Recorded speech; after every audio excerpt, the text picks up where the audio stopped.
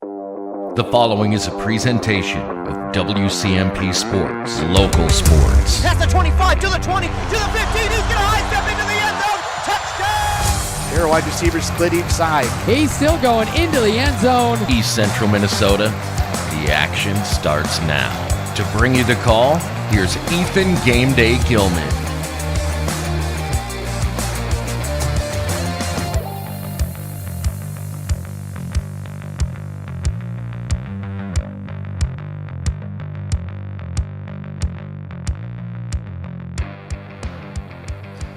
And good evening, ladies and gentlemen, and welcome to Rush City High School for tonight's boys basketball game between the Rush City Tigers and the Pine City Dragons.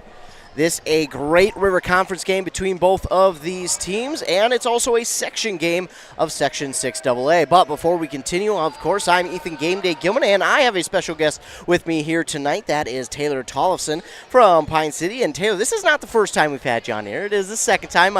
Feeling a little bit better this second go-around? Yeah, definitely. Yeah, awesome. That's great. I appreciate you coming out and doing this game with me. It's awesome to get other people on the airwaves, and I know you are interested in getting a job in this field. So tell people what kind of got you interested in going into this kind of job in case people miss it the last time. Definitely, I've grown up with sports. I've wanted to be in sports my whole life, and it originally started going into sports medicine, and then thinking about, oh my gosh, I love talking, might as well go into sports broadcasting. I saw this amazing volleyball sports broadcaster, and I was like, oh my gosh, I want to be like her. And then I was also thinking, I don't want to go through all those years of medical school. Yeah, that would take a while to get through medical school, and I don't blame you for not wanting to do that. That does not, as much as school is fun, that doesn't seem as fun to sit there and go through 8 years of that. But plus, you save a little bit of money too by not going through that. But who am I to say that anyone shouldn't do anything? But we appreciate you coming out, and this should be a fun one. Of course, you play volleyball for Pine City here this fall in the past couple of years on the varsity level, and you know this rivalry of Rush City and Pine City, and it's been a good one. No matter the sport, whether it's baseball, football, volleyball, girls hockey, boys, well, not girls hockey anymore, but boys hockey. I mean, it's a great rivalry between these two teams, and having played in this rivalry in volleyball, kind of explain the atmosphere of this game, especially when it's here at Rush City.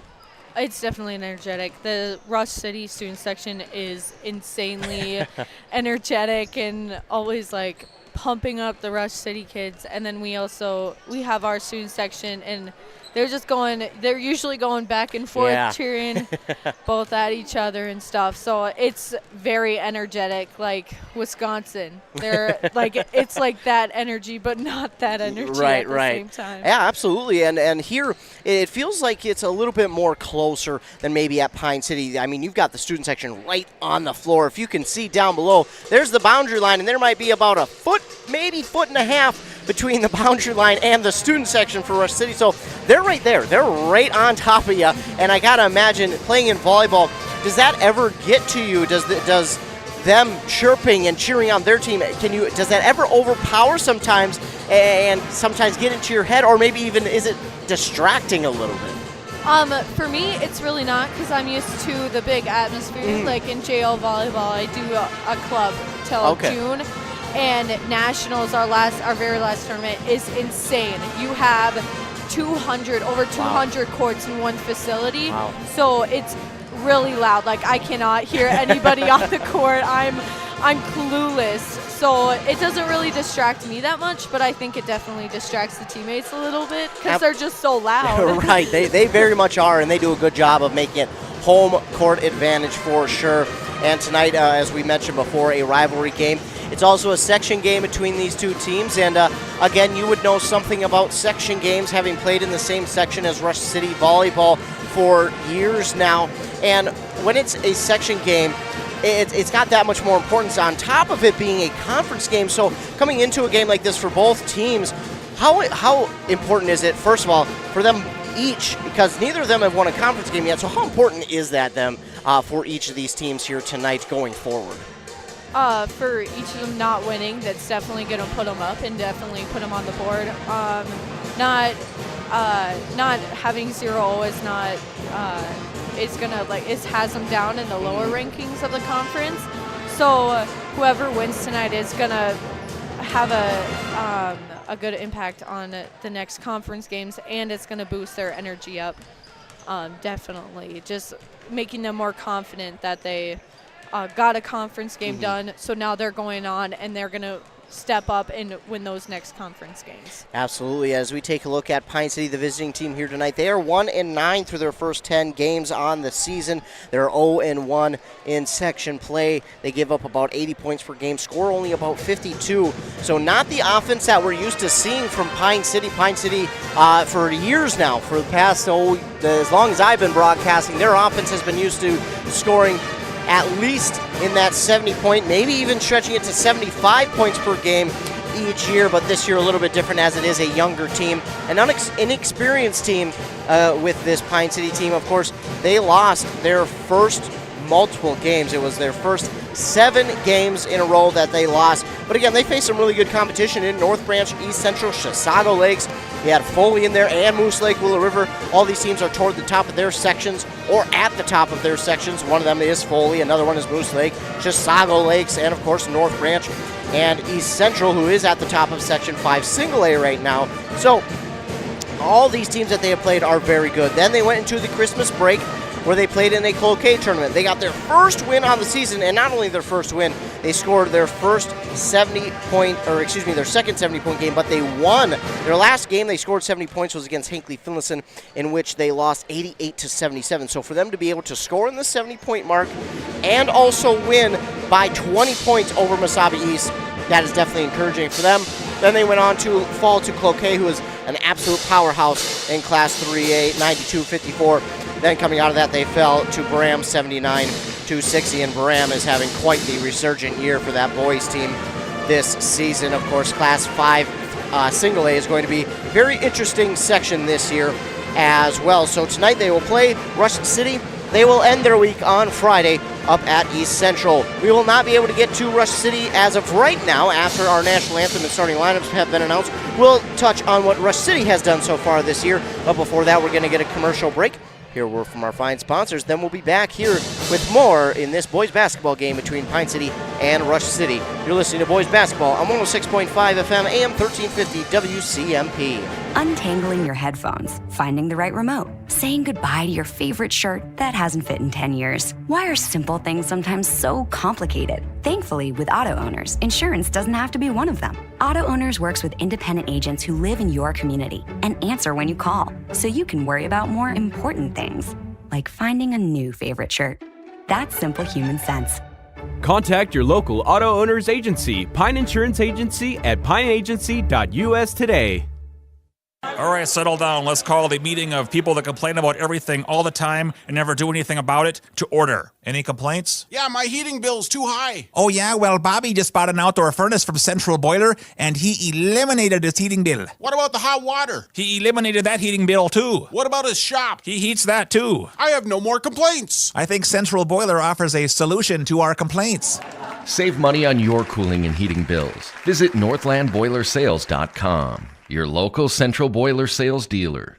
Experience our most popular sawmill, the Big Red XP. This Canadian-built mill proudly sits on an entirely welded 24-foot jointless frame. Accepting a diameter of 32 inches, this portable sawmill can saw logs up to 21 feet long or work with 2 10-foot logs at the same time. Includes an electric head position and automatic headlock. Powered by the renowned and proven Honda 20-horsepower version, the Big Red XP comes equipped with all the equipment needed. The Big Red XP is available only at Stan's Equipment Center in Pine City. Want to make some extra money this holiday season? Then join Burnett Dairy Cooperative's Cheese Store Holiday Crew. They're looking for temporary employees to assist with gift box orders from October 1st through January 6th. This position is scheduled Sunday through Thursday from 12 to 8 p.m. with an hourly rate of $14 per hour and an end-of-the-season retention bonus. Call 715-689-2170 or apply online at burnettdairy.com and click on Careers. Wellia Health is here to keep you feeling your best so you can enjoy all the things you love best. You can count on us for your eye exams, mental health services, rehabilitation, wellness exams, urgent care, and much more. At Wellia Health, our goal is to help you live life well. Let Wellia Health help you get back to your best. Give us a call today to set up an appointment. 320-679-1313. WelliaHealth.org. Back here on WCMP 106.5 FM, AM 1350. Ethan Game Day Gilman joined by Taylor Tollefson in this conference and section game between the Rush City Tigers and the visiting Pine City Dragons. Taking a look at the Tiger season so far, they give up about 64.5 points per game and score that same 52 points per game. They're 1-9 on the season as well, and also 0-4 in section play. They lost, their first 6 games, and then beat Hope Academy 58-55, then lost Hinckley, Finlayson, and Foley along with Malacca. And then tonight they will host Pine City. They will get 3 home games in a row. Pine City, Mille Lacs on Friday, and then next Tuesday they will host Spectrum, who is a very good team in the section. But being able to watch these two teams, I'm excited to see how they will do here tonight. Of course, they're announcing their starting lineups. I'm so smart. I knew the starting lineups even before they announced them. No. They got them up on the scoreboard, so I was able to write them down. And taking a look at the starting lineups for the Pine City Dragons, it'll be number 0, Jace Peterson, 1, Sawyer McDaniel, 4, Charlie Osmus, 10, Briar Willert, and 23, Eli Fromm, they are head coached by Kyle Allen. For the Tigers, it'll be number 2, Owen Dick, number 3, Jamison Wood, number 4, Matthew Kempf, 14, Lucas Diedrich, and number 44, Braden Rude. They're head coached by Trig Thompson. And Taylor, what is the toughest part about getting a game like this started? Is it going through the pregame warm-ups, or is it getting out on the court for the first time and trying to get that first clean hit and trying to make sure it's clean and it doesn't go awry? I really think it's getting the first clean hit, getting the first clean pass. Whenever I'm out on the court and I'm doing serve receive, whenever we're getting the receiving ball first, I'm always like, that's our first chance to get the first kill, just to get right off the bat. So being able to get the ball right first gets the momentum going and gets it going right away. So we will get started here. It'll be Sawyer McDaniel and Braden Rude at center court getting set for the tip-off. And, of course, the Game Day Gilman. That was Taylor Tollefson, and she'll be joining me throughout the entirety of this one. Appreciate her joining me. The Dragons wearing their white away uniforms with the green stripe down the jersey and shorts, the green trim on the waistband, green letters and numbers outlined in black. Tigers will wear their blue home uniform, the yellow letters and numbers outlined in white. The yellow stripe on both sides of the jerseys, but only the triangle yellow stripe on the right side of the short. As the Dragons win the tip-off, and Taylor's already got my back. She's got the camera moving as I completely forgot to. And a steal there by the Tigers, and it's put up and in by Jamison Wood. And Taylor Tollefson is already taking my job, ladies and gentlemen. She's got it going on early on. Appreciate her taking control of the camera as I completely forgot. So she's coming in clutch already. She's not even on the court, and she's coming up clutch here for WCMP. So early on, it's a steal and 2 for the Tigers. And the ball was knocked out of bounds by the Tigers. The inbound is right to Peterson, and he takes a shot from 3. It's no good, but then we get a whistle, and I think we got a foul on this near side. Yeah, we did, and that one's going to go on Owen Dick, his first and the team's first, with only 46 seconds off the board. And going inside off the inbound to Osmus, his shot no good. Rebounded there by Willert, and I thought they might have fouled Osmus as he puts up that signature rainbow shot from 3. It's no good, and then getting the rebound that time was Sawyer McDaniel. He is fouled. Osmus was in a bunch of traffic there, Taylor, and I thought they had gotten a foul, but it looks like they might let them be a little bit physical here in this one. And, for volleyball, what is a comparison for that? I know there's a bunch of nuances in volleyball that people may not understand. There's, you've got the line right in the center, and I know there's something with you can't cross it or you only your foot. There's some nuances to volleyball. So in a game similar to this, what is that in volleyball? What would be similar to a physical game here in basketball to volleyball?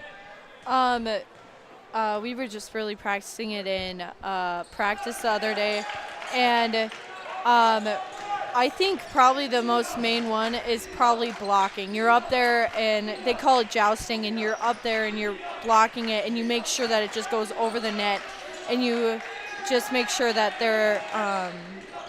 that the ball goes right over the net, and make sure that it doesn't come over on your net. Absolutely, yeah. That's got to be real tough too, because in volleyball games I'm watched, there's a bunch of hands, and I like the term that they use, jousting. Jousting. It seems super fitting that the fact they call it jousting. I love that term. I'm going to use that from now on. Jousting. Going to steal that one, but the Dragons get their first foul. It's Jace Peterson with the first, and the Tigers have it. It's 2-1 as Sawyer McDaniel made one of his 2 free throws, and now a 3 attempted here by Lucas Diedrich, and that is up and good to make it 5-1 for Rush City. On the board first on that Embrace Orthodontics scoreboard, Willard has it, gives it into the near side corner for Charlie Osmus, who comes back with a 3 of his own, and then we got a quick whistle, and I'm not sure what we've got here. A foul after the shot on Pine City. It's going to be on Jace Peterson, his second already, so not ideal there if you are Pine City. In fact, they're going to get a quick substitution here early on, and that'll be number 12, A.J. Austinson, who will check into the game. Austinson. Apologize, I'm sounding it out as I'm spelling it. But it's 5-4 now. The Dragons within 1, and now Willard will get a steal for the Dragons. He takes it up the court, no good on the shot, and then it goes out of bounds, and I believe that was last touch by the Tigers, so it should stay with Pine City. And in volleyball, Taylor, when it's a faster-paced game, as a player, is that better, in your opinion, in a conference game, or is it better to kind of start maybe a little bit slower, and then kind of ramp it up as it goes along? Definitely faster, because the faster the momentum, the faster, or the harder it's going to be able to pick up.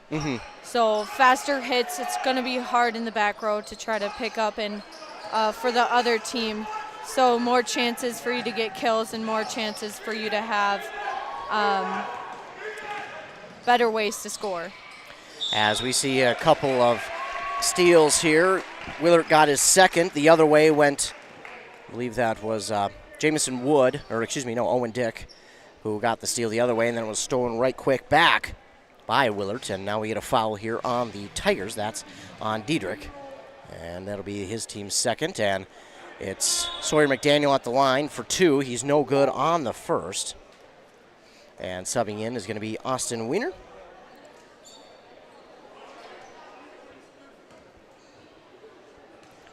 As McDaniel will get set for his second of 2.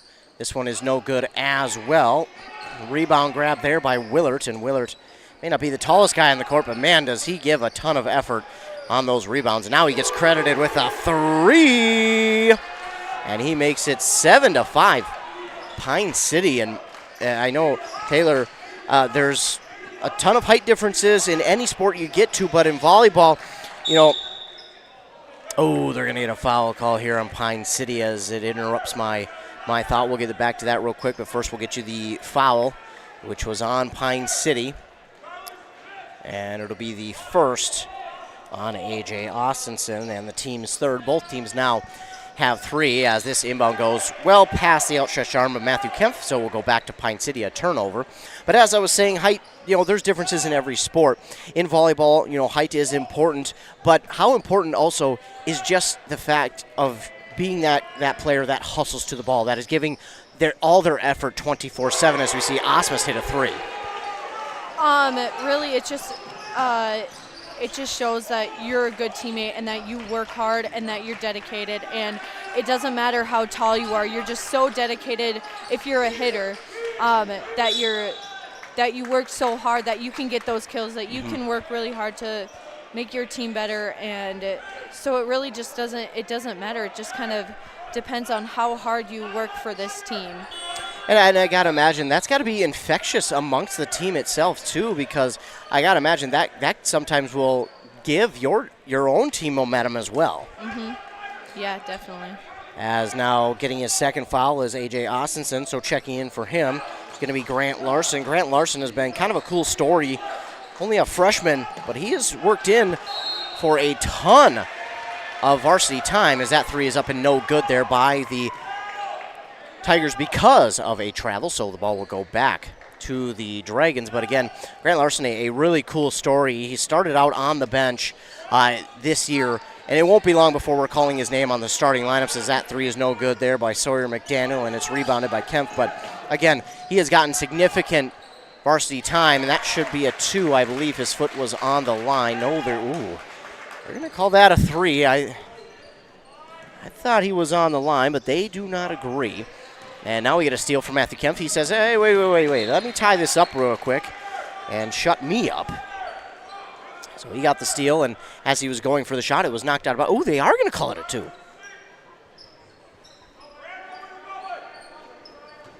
So instant replay shows his foot was on the line. No, well, he gets a 3 there. So didn't take him long to return for a 3 anyway. So we're tied at 10 now. And, excuse me, that was Braden Rude with the 3. Now on the other side, Willard looks for 3. It's going to be Osmus who tries to get the rebound, and he swats it back into Wiener, but he can't hold on to it, and Rude is going to have it for the Tigers. As now coming the other way, here comes Jamison Wood, and he'll give it off to Owen Dick. Owen Dick trying to get through the defense. We're going to get a jump ball call, and nice job to wrap that one up, and it will be Tigers ball. I don't know that Dick realizes that. I think Owen thought that it might be Dragons ball. It is not. And now we'll get a substitution here for the Tigers, and this will be William Volk Jr. checking into the game. And Wood will inbound here to Owen Dick, and he'll take it to the far side, trying to find a lane inside. Looking for Rude, who tries. He did a good job of swatting that one back in, but that will go right to the boundary line on the other side on that Embrace Orthodontics scoreboard. 13:27 left here in the first half. We're tied at 10. Custom Light Force braces, Invisalign clear aligners, 3 locations, Pine City, Lynchburg, Cambridge. Plus, their doctors are committed to providing world-class orthodontic care in a friendly, comfortable atmosphere, and they'll leave you with a smile you'll embrace forever. Find out more at embracemn.com. So we did get another new player in for the Tigers. That's going to be number 20, Lincoln Gullerud.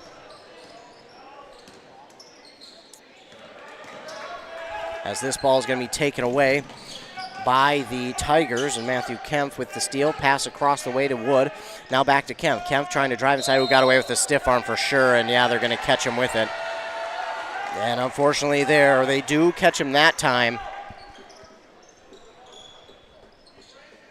That'll be his first. And the team's 4th. Now coming the other way, Dragons, Grant Larson gets it into Austin Wiener. Now we're going to get a jump ball call. Yep. And the possession arrow favors the Dragons this time. Now another sub for the Tigers. As number 12 checks in the game, Nolan Stepp. He's kind of a good change of pace for the Tigers. Can really shoot it well from outside. And Taylor, we've talked so far as Austin Wiener puts that one up and in for 2 off the inbound. But we've talked about how, players in some games might get away with something because, sometimes the referee just isn't in a good position to see it. But in volleyball, what's probably the toughest one to see the opposing team get away with? Probably net touches is probably the most that I see, because some of the ball, when you hit it, it just hits the tape. Or like it looks like it hits the tape, but it's the players hitting the net. Okay. So it's I feel like that's kind of the most that I see. Yeah, and that's got to be frustrating too, because you feel like, oh, well, that should have been clear and obvious, but just not being able to be seen. As we get another substitution for the Dragons, Daniel Milliman checks into the game. He's a great change of pace for them. This is about the exact time both teams usually sub in quite a few players, almost all 4 or 5, and this one is going to be stolen away by the Dragons' Austin Wiener as he takes it up the court now for the Dragons, driving inside, pass it all the way across the court to an open Charlie Osmes, who delivers from 3, and he'll make it 15-10. I was kind of talking about this before, but when Charlie Osmus and Briar Willard get on, they're on. If they keep shooting those three like we've seen with Charlie and Briar with his, I don't know how many threes he's had, but when they're on, they are on. They are probably your best players. If you're in a tough position, they can just shoot up a three and they'll most likely make it. Yeah, they are two very good players from the outside, and both are juniors, so they'll be back next year as well to help this team grow. As the inbound for Rush City is caught, but then the pass inside goes outside of any arms of a blue and yellow jersey and out of bounds, so it will go right back to the Dragons on a turnover. And Austin Wiener takes up the court. He gives it to Milliman. Milliman in some trouble, is able to get through a double team, who gives it to Willard. Now to Osmus. Now Wiener from three, just a step or two outside that three-point line. It's no good, and rebounded by Rude. And Rude throwing some elbows out there as no one was around, thank goodness. But he wanted to make sure that, hey, I have this rebound. And now William Volk drives to the basket. They're going to call it a foul on the floor, so not a shooting foul, but it will be the 6th team foul for Pine City, and we'll wait and see who this one is on. It's going to go against Matt Blake. Matt Blake, the lone senior on this team for Pine City, and Tigers will inbound. Wood trying to give it off to Nolan Stepp. It's knocked out of bounds by Charlie Osmus, and even though Pine City doesn't get the ball back, how important is it to kind of, because I'm sure that gets in the mind of the opposing team, so how important is it for the Dragons to continue to do that, just to continue to kind of bother the Tigers? Just to get in their heads a little bit. When they get in their heads, then it starts their offense is starts getting shaky is the word that I like to use. They like to start getting shaky and they might not do everything correctly. So, and then also just for them to reset themselves as well. For sure, as we see Charlie Osmus hit yet another three to make it 18-12, and now driving inside is Jamison Wood, but I believe we're going to get a 7th team foul on Pine City, which would be bonus time for the Tigers, and it would send Wood to the line for a 1-and-1, and it is, and that one going to go against Mr. Daniel Milliman.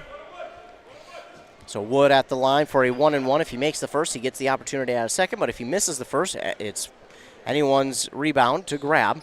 This one is no good, and Tigers didn't seem like they had a chance at it, but seemed like they just wanted to get back on defense. And I got to imagine, Taylor, that is more or less of the effect of these threes that are falling for Rush City right now. Definitely.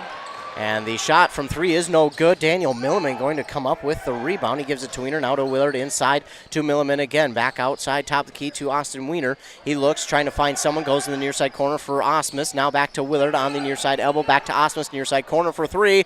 Oh my heavens, it's good. 5 of them. Count them, 1, 2, 3, 4, 5 in this first half for Charlie Osmus. From three, he has 15 points, and his team leads 21-12. As now William Volk the other way drives inside. His shot is up and no good, and he was fouled, and he'll go to the line, and shoot 2, as that is a shooting foul, and it will be the 8th team foul. Well, now they say 6th. A little bit curious. I think they also called it on Milliman, possibly. So we're not quite sure. Now, there we go. They got it back up to 8. Still not sure who the foul is on. Meanwhile, the first shot is up and good by Volk. Second one, no good. So Volk goes 1 of 2 at the free throw line. And it's rebounded there by Austin Wiener. And he's a very good rebounder for the Dragons, as it's 21-13. Dragons with the lead. Wiener drives inside. Shot is up, no good. William Volk will pull down the rebound for Rush City. He is probably their best rebounder, if not second best, for the Tigers. And he's a longer, lengthy guy, but he also has some mass to him. And from three, coming off the bench, William Volk turning it on for the Tigers. And if you're a team watching a player come off the bench and do that well, how tough is that to kind of overcome, knowing that, hey, they came off the bench and they're not a starter? you just really, it's all about the mental game. Mostly in sports is about the mental game, and just knowing that, like, you have to find a new strategy of how to stop them, and like how to change your offense and defense to changing it to your needs and what can help you guys and like score more points and stuff like that. You're right, as we see William Volk get another steal here, and he takes it to the basket, overshot it a little bit, and then we're going to get a foul call on Rush City on the rebound. Osmus came up with the rebound there. 8:39 to go here in the first half. We're under that halfway point, and the Dragons lead 21-16 on that, Embrace Orthodontics scoreboard. That foul most recently called on Nolan Stepp for their team's 5th. Bring it up the court as Briar Willert off the inbound, gives it off to Grant Larson, who spins around, puts up a 3, and the bank is open, ladies and gentlemen, this late, as Grant Larson banks it in for a 3. And I mean, yeah, we're going to get a foul here. Matt Blake does not agree with it, but he says, yeah, that's all right. I'll get back on defense. And he, again, the lone senior for this Dragon team, as Volk will go to the line for a 1-and-1. I believe that is the second foul on Matt Blake. And how important, Taylor, is it when you've got these seniors on the team to rely on them, especially when they're out on the court, to make sure that you're with them and you're taking their advice? The leadership that they bring to the team, like Arissa Ryberg, she was a great leader on the court, and you could just rely on her, and like you could ask her any question and she could help you with it. She might not know the answer, but she would help you with every single thing as best as she could. That's what a great leader is like. As we see a 3 from Sawyer McDaniel, the threes are raining here in this first half for Pine City, as that one's stolen by Willert and stolen back by Braden Ertz. So back-to-back steals there, and now driving inside is going to be Nolan Stepp, but looks like we're going to get the 10th team foul here on Pine City. And if that's the case, it's going to be 2 for Nolan Stepp. That would be the double bonus in the favor of the Tigers, and that one is going to go on Briar Willert, his first, which is nice. Nice to see Willert get his first this late in a half. He plays so physical and so strong on defense that sometimes it does lead to him getting some more fouls and into foul trouble late in games. But how nice is it to have a guy like Willert who is willing to sacrifice for the team and say, hey, I'll get back on defense. I'll get these fouls just so we can get the ball back. How nice is that to have on a team? It's very nice. That just means that you have a selfless player that will do anything for his team or their team, and every team looks for that. Every team is looking for a player who will put like themselves in jeopardy.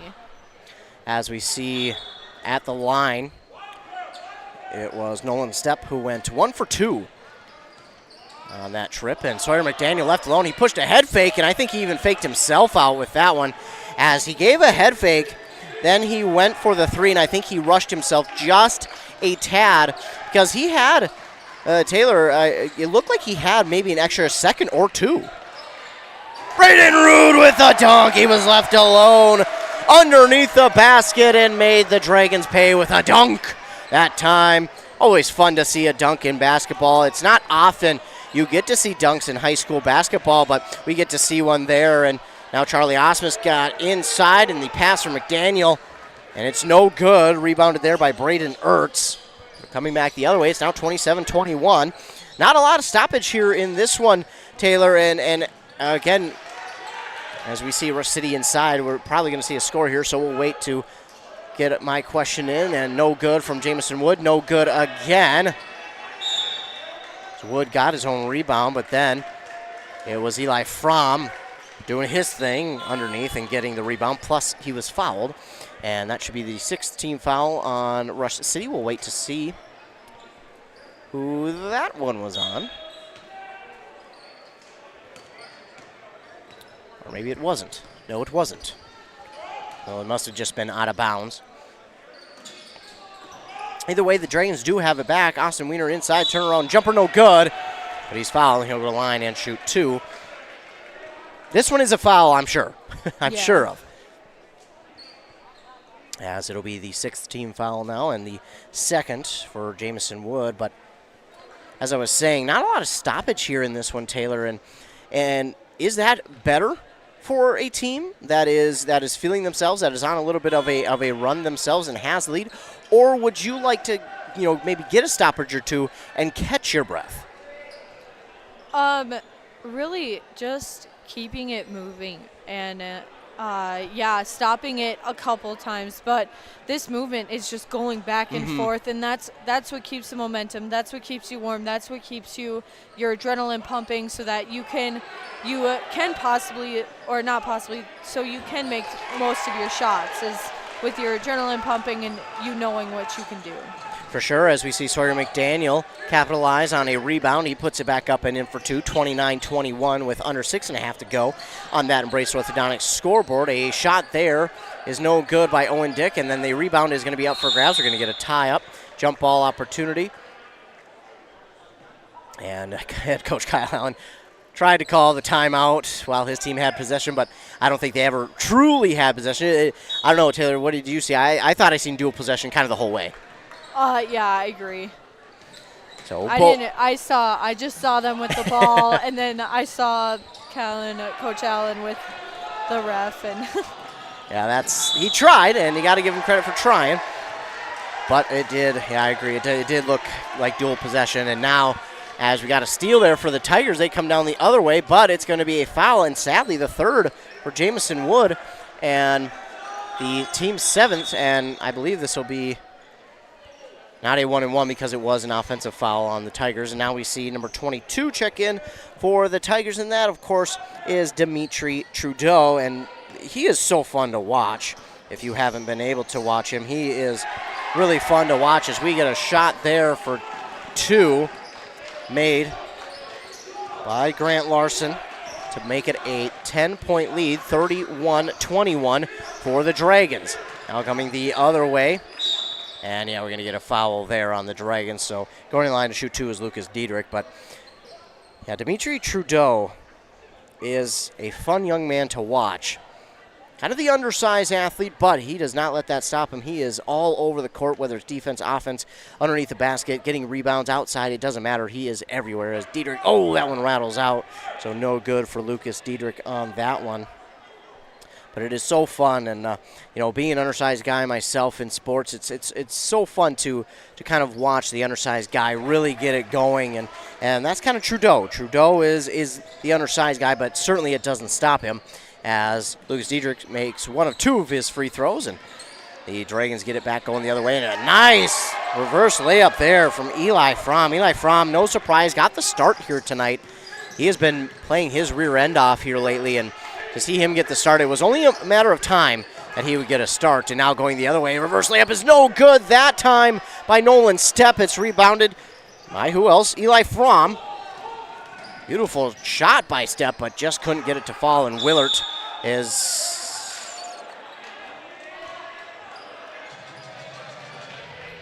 timeout called. I think that timeout called, a big reason why is Willert may or may not have gotten away with a little bit of a travel underneath the basket. So it is the first timeout of the game here, as only 5:09 left. So we've gone through 13 minutes of this one and get our first timeout. And I know I talked about it with you a little bit earlier, but I mean, how tough is that to go that long without a break like that or a timeout call? I know volleyball's a little bit different, but still there are times where it can go on for what seems like forever, especially if it goes into extra points. So how tough is that to go this long without a timeout or a break? It can get tough at times, but you just push through. You know that you have a job on the court. Sometimes you can't get water on time, but you also can look at your coach and be like, hey, I need water. They can take you out or call a timeout, which is nice. But it's also good to just keep that momentum going, because sometimes you might not sometimes you might not pick up that momentum after you stop. That's a very good point. Yeah, I didn't think about that part of it, the momentum. And momentum is such a big thing in sports. As we get a foul on Pine City once again. Not sure who that one is on, as looks like Sawyer McDaniel is the guilty Dragon.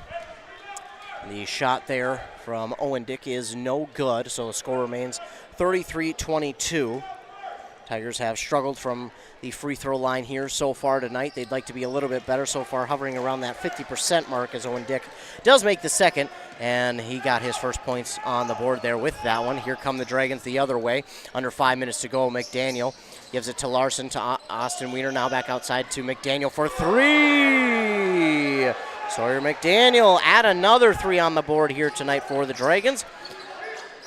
It is just, I mean, they have got that three ball working here tonight, and there's really no need for them to work any other shots as Owen Dick goes underneath the basket and drops it in for two. Nice job there by Owen Dick responding. It's an 11-point game, and the lead for Pine City. Bounce pass to Osmus on the far side from McDaniel. McDaniel gets the ball back from Osmus. Back to Osmus on the far side elbow. This ball is tipped, and McDaniel's going to race back after it into the backcourt. And great camera work. That would have been one that I would have missed because, well, I would have missed. I'm not that great at camera work, but here we have Taylor Tollefson, who's, again, like I said, she's about to take my job with how good she does at camera work, and we're going to travel here on Lucas Diedrich. Yeah, Diedrich, sadly there for the Tigers, he kind of tripped himself up a little bit going underneath the basket, and right before he got that pass off, he traveled, and we'll go back to Pine City. And sometimes those calls are just kind of based on what the ref sees. It may not necessarily be a travel, but, you know, maybe the ref threw the traffic saw that one extra step as we get a steal now by Nolan Stepp. Turnovers have been an issue for both sides here tonight. They would like to see that cleaned up with 3:40 to go. Owen Dick drives inside and gets it to fall. Oh, are we going to get a foul call too? I think we are. I think we're going to get a foul call here on Pine City. And the shot is good by Owen Dick. It's going to be the first on Austin Wiener. That's a tough one, and Dick drops it in. So a good job there on that one. And he gets a three-point play. It's 36-28. Nice turnaround here for the Tigers as we have 3.5 minutes to go, and now McDaniel gets fouled. And, ooh, Owen Dick not too pleased with that call, but he's going to have to be careful because he was not pleased with the call, and I understand that, but I think he said something to the ref, it looked like, and the ref had kind of called him over and said, hey, got to be careful. And I think that's great that the refs do that so as not to give them a tech. I think that's the last thing referees want to do, is that's going to be a shot that is no good from McDaniel, but it's going to be a real quick foul by the Dragons, and it will go back the other way for the Tigers to shoot two from the free throw line. It's going to be another foul there on Austin Wiener real quick off of the rebound attempt, I should say. Now Lucas Diedrich will be at the line to shoot two for the Tigers. And how nice is that to have maybe a referee or referees who are understanding that, you know, in a game like this, especially that, you know, it's a conference game, it's a section game. The season hasn't gone the way both of these teams would have liked up to this point. So how nice is it to have a referee who says, okay, I understand it. Come talk to me first. Let's talk about this. And I don't, because, you know, he doesn't want to give that tech. Yeah. You can definitely tell, though, that both of these teams are very physical. Mm-hmm. So as a ref, you also got to look at, well, they can't help it sometimes. Like, right. Sometimes it's just their instinct, because they're both very physical teams. So that's also a point of view that they're probably thinking is, we got to be more cautious on our calls, because some of them are they are gonna be pushing and shoving each other in the court. Absolutely, yeah, and that's a great point. Both of these teams are very physical teams. As Eli Fromm puts up a shot off the bank, it's no good. But the shot clock should have reset. There it goes. It does, and Matt Blake got the rebound off the missed shot from Charlie Osmus, who previously rebounded it. But Matt Blake will put it up and in for two to make it 38-29. And a shot there that is good from 3 from Owen Dick to make it 38-32. So a big swing there for the Tigers. And then we're going to get a timeout called here on the court. Not sure. That looks like it's Pine City's timeout. So 38-32, we'll take a quick look at our Embrace Orthodontics scoreboard. Embrace Orthodontics, your customized smile journey starts with a free consultation. The team over there wants to make your journey as seamless and convenient as possible with custom Light Force braces or Invisalign clear aligners. Plus, they'll do all the insurance heavy lifting for you. If you don't have insurance, ask about financing options. They'll find a plan to fit your budget at EmbraceMN.com. 38-32, what has been an 11-point lead since about the halfway mark of this first half for Pine City has been quickly turned around by the Tigers. Now, it doesn't seem like momentum has necessarily shifted into the Tigers' favor, but it does seem like the Tigers have found a little bit of rhythm. And you and I have talked about momentum here in this one. It seems like both teams have kind of carried their own here, especially as of late. It doesn't seem like it's necessarily lopsided now with the momentum. Mm-hmm. Agreed. So 38-32. I also want to point out that last time I was doing this, the Dragons' offense was, I wouldn't say slow, but it wasn't fast. Right. But now watching this, you're looking at one player and then the ball's next. Yeah. So their offense has gotten way faster, and that's just great to have a fast, quick offense, kind of like how we said in the beginning. Absolutely, and it certainly looks like it has improved as McDaniel's shot is no good. Owen Dick is going to cover up that rebound and say, hold up just a minute, I'm going to hold on to this for my team. Now Trudeau has it. He gives it to Diedrich. Diedrich looking far side for Owen Dick. He fakes the shot. He's going to be double teamed, then gives it off. To Nolan Stepp, who nearly got it stolen away, but he gives it off to Diedrich for 3. That's going to come up short. McDaniel not going to let that one go. He's going to grab the rebound. Wants to pad the stats a little bit with the rebound there. Milliman gets the pass, gives it off to Osmus. Now all the way across court for McDaniel. He fakes the shot, gives it to Fromm in the far side corner. Now to Milliman. Milliman bounce pass to Osmus. Osmus for 3. Oh, that one looked good. Yeah. Just off the mark. And it's rebounded by Nolan Stepp. That would have been his 6th 3 of the first half had that had fallen. Matt Blake's going to knock it out of bounds. No, they're going to say it went off of Stepp's foot. Or excuse me, that's Owen Dick's foot. That's a tough one. Matt Blake got a nice swat on the ball itself so as to avoid the foul call. Really smart play, and that's where you see the veteran leadership of Matt Blake coming through, and he gets the ball back for his team. That's a huge asset to have if you're the Dragons, especially since Matt Blake is coming off the bench here in this game. And now the Dragons, again, as Taylor mentioned, doing a good job of passing this ball around, but Trudeau going to get a steal for the Tigers. He gives it off to Nolan Stepp, who gets it in for 2. And it's 38-34, and now all of a sudden it's a game again with a minute to go in this first half. Milliman, he has it guarded by Trudeau. He goes inside. Grant Larson left alone underneath the basket for 2. Grant Larson just did a really good job of noticing, hey, there is no one underneath the basket. Driving underneath it, sat down, waited for the pass. Didn't clap his hands or nothing, and I think that it's a mistake that sometimes guys make, or girls in the basketball world, is the fact that when they are open, sometimes they clap their hands so as to, let their teammates know, hey, I'm open, but he didn't, and that, I think, was a smart play. Agreed. As now Milliman gets the steal, he gives it to McDaniel. McDaniel misses, and it was rebounded there by, that's 24 into the game now for, it's Garland Gibbs. Probably my favorite name in all of basketball, Garland Gibbs. I don't know why. I just rather enjoy the name. A foul here on Pine City. It's going to be the second on Sawyer McDaniel. And that's something that they would like to see a little bit better in the second half, as it's again Lucas Diedrich at the line. He's 50%, 2 for 4, make it 3 for 5 now with that one. And it's 40-35.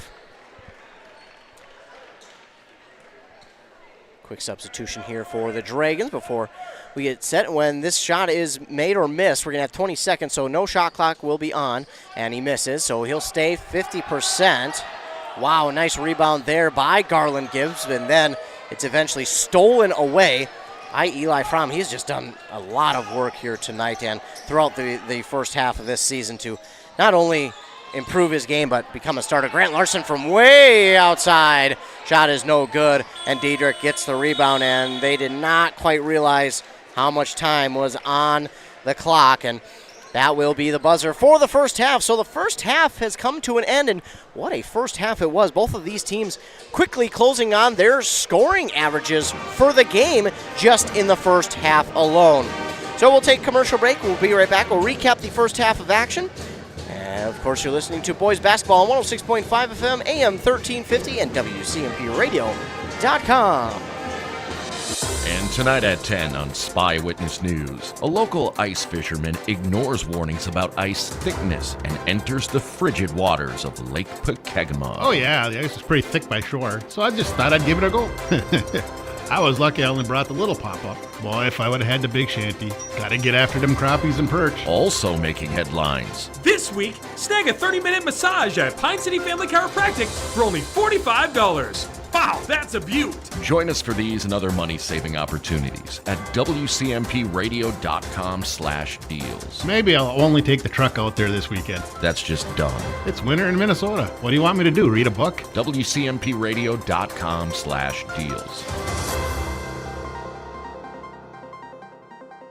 Your journey to smile with your forever starts at Embrace Orthodontics. The team at Embrace is committed to providing world-class care and a remarkable orthodontic experience. Choose between custom Light Force braces or Invisalign clear aligners with locations in Pine City, Lindstrom, and Cambridge, and a plan to fit your budget, whether you have insurance or not. Embrace Orthodontics will make your smile journey comfortable, convenient, and customized just for you. Visit EmbraceMN.com today to find out how to set up your free exam. EmbraceMN.com. Embrace Orthodontics, a smile you will embrace forever.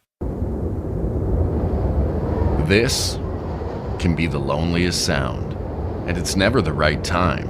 Car in the ditch, you standing by the side of the road. Thank goodness Hinckley Towing is on the way. 24-hour service, experienced drivers, and state-of-the-art trucks. Put their number in your phone before you need it. Hinckley Towing, 320-385-4049. 320-385-4049.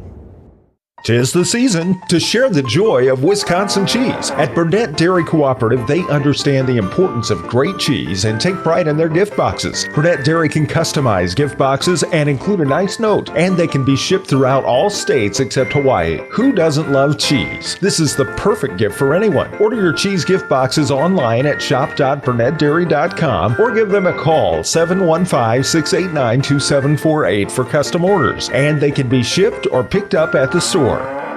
Are you interested in a technical degree that can quickly help you land your dream career? Or maybe you've always dreamed of going to a four-year college, but you'd like to start close to home. Either way, Pine Technical and Community College has you covered. PTCC offers more than 50 degrees in hot fields like healthcare information technology, advanced manufacturing, and business. PTCC is now accepting applications. Financial aid may be available online at pine.edu. Starting out or starting over, find your future at Pine Technical and Community College. Embrace Orthodontics offers a unique, specialized approach to orthodontic treatment with custom braces or Invisalign. The team at Embrace loves getting to know their patients personally and takes the time to make sure all your questions are answered. Their board-certified orthodontists use only the latest in modern technology to give you the best outcome possible. They work with your insurance company and offer flexible financing options to fit your budget. Call today to set up your free exam and see how Embrace Orthodontics can transform your smile. More online at EmbraceMN.com. That's EmbraceMN.com. A duo that is perfect together. That's Dale's Heating and Appliance and Lennox. Dale's is your local Lennox dealer that's committed to making your family's comfort their top priority. With a wide assortment of options, Dale's will ensure your home's air is top quality. Call Dale's today or visit them at dalesheatingandappliance.com and ask how you can save on your next AC unit. Lennox and Dale's, the perfect duo. Dealer number E06356. The holiday season is right around the corner. Share the joy of Wisconsin cheese from Burnett Dairy. They can provide you with cheese gift boxes that are perfect for your employees. So why not show your employees how much you appreciate their hard work and dedication with a gift that they're sure to love? Burnett Dairy Cheese. Order your employees' cheese gift boxes online at shop.burnettdairy.com or give them a call at 715-689-2748 for customer orders, and they can be shipped or picked up at the store. Introducing the Red Runner 2017 Deluxe Firewood Processor. This Canadian-assembled, all-in-one towable firewood solutions capable of producing 3 face cords per hour. The Red Runner comes equipped with a powerful 18-inch Oregon chainsaw bar, 10-foot-long adjustable conveyor, 2, 4, or even 6-way adjustable splitter head. Fits logs up to 12 feet long and 16 inches in diameter. This high-performance personal firewood processor is powered by a Honda GX390 industrial engine, found only at Stan's Equipment Center in Pine City. Dale's Heating and Appliance, your local heating and appliance expert, is committed to making your family's comfort their top priority. And now you can add water softeners to their list of expertise. Dale's now offers water softener sales or rentals along with installation, service, and salt delivery. So if your home needs quality water, make the call to your already trusted experts at Dale's, or just visit dalesheatingandappliance.com. dalesheatingandappliance.com. A&W Restaurant Pine City is still making fresh root beer, that signature item since 1919. It's still made fresh and on-site with real cane sugar and a blend of secret ingredients. It doesn't get any better than this. Their world-renowned A&W root beer is a classic treat, and they can top it off with creamy vanilla soft serve to be known as the famous A&W root beer float. Now that's smooth, tasty, and refreshing. An American iconic A&W root beer float. It never tasted so good. A&W Restaurant Pine City. Come grab your root beer float today. Aw, man. Hinckley Collision. Hell no. My new car? Hinckley Collision is the right decision. Fender benders, major accident damage, or hail damage. Hinckley Collision is the right decision. With 24/7 towing and fast, friendly, professional service, their collision department will get you back on the road in no time. With decades of experience dealing with insurance carriers, make the call today. 320-384-7002. 320-384-7002. Resetting your password, unsubscribing from emails, printing anything. Why are simple things sometimes so complicated? Thankfully, with an auto owner's insurance independent agent, getting the right coverage for your business doesn't have to be one of them, so you can get back to more important things, like learning how that printer works. That's simple human sense. Contact your local auto owner's agency, Pine Insurance Agency, at pineagency.us today. Hockey practice, running a business, heck, just enjoying your life. You've got better things to do. Let Jeff's Outdoor Services handle your lawn care and landscaping. Your home, your cabin, your business, they got you covered. They've been doing it since 1995, and they're good at it. Call today. Jeff's Outdoor Services. You do your thing, and they'll do theirs.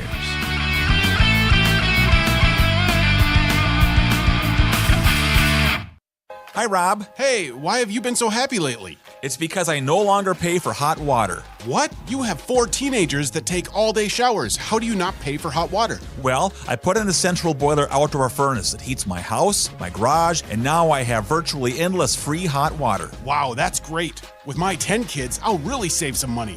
Where do I get a furnace? Check with your local central boiler dealer, of course. Northland Boiler Sales, your local central boiler sales dealer. Visit northlandboilersales.com. Back here on WCMP 106.5 FM, AM 1350, and of course WCMPradio.com. I'm Ethan Game Day Gilman, joined alongside by Taylor Tollefson. And before we get too far, take a look at the halftime Embrace Orthodontic scoreboard. The team at Embrace believes the result of a remarkable orthodontic experience should last a lifetime. They'll keep your smile transformation where it needs to be with a lifelong retention program. And Taylor, what a first half that was. Again, not a lot of stops in that first half. It was a pretty quick first half based on what we have and what we could have seen. But these two teams got off to a really good start. And as I mentioned before, nearly totaling their game totals for points. So what's kind of your biggest takeaway, maybe even for each team there in that first half? My biggest takeaway is really, I said it earlier, is how fast Dragons offense has gotten. it's fascinating to see how fast and how improved it has gone since the last game I've done. And for Rush, it's just how quick they are. Just the rebounds, just how quick they are to get back down to the court and throw up those layups and three-pointers and stuff, and how quick their offense is as well. It has been very impressive, the pace of this one, that is for sure. As leading the way for the Dragons in that first half was, no surprise, Charlie Osmus with 15. Sorry, McDaniel was behind him, though, with 9. They were 1 for 7 from the free throw line, so that will have to improve here in the second half, as I'm sure we'll see both these teams go to the foul line about the same amount as that first half. So that'll need to improve for the Dragons. 1 for 7, they had 6 steals, but also 14 team fouls, so they'll want to get a little bit better there. For the Tigers, it was Owen Dick with 9, William Volk with 8, 9 for 15 from free throws, 11 steals and only 18 fouls. So a decent first half for both teams, but one of the things they'll both want to definitely work on in this second half are, 1, the fouls, 2, the free throws, and the turnovers. As we come in quickly, see Lucas Diedrich get the shot to fall plus the and 1. So he'll get an early foul drawn here. We've got 15 seconds off that second half clock, and it will be the first foul on Eli Fromm. Eli Fromm, he does such a good job, whether it's offense, defense, special teams, of getting the job done, but also staying, out of foul trouble. And as we see a miss there on the free throw, it's another Willard rebound and nearly stolen away, but Fromm, there's the hustle, there's the work. He gets that ball back. Jace Peterson, nice job there, getting inside and getting that one to fall. Jace Peterson, his first points on the game, and in volleyball, again, it's not by halves, it's more sets. But how tough is that? I guess comparing it to basketball, I guess going into the third set and finally getting maybe your first kill, or, well, I guess that would be the equivalent to a basket. So how tough is that as a player to go all the way to the third set and then finally get your first kill? You really feel relieved.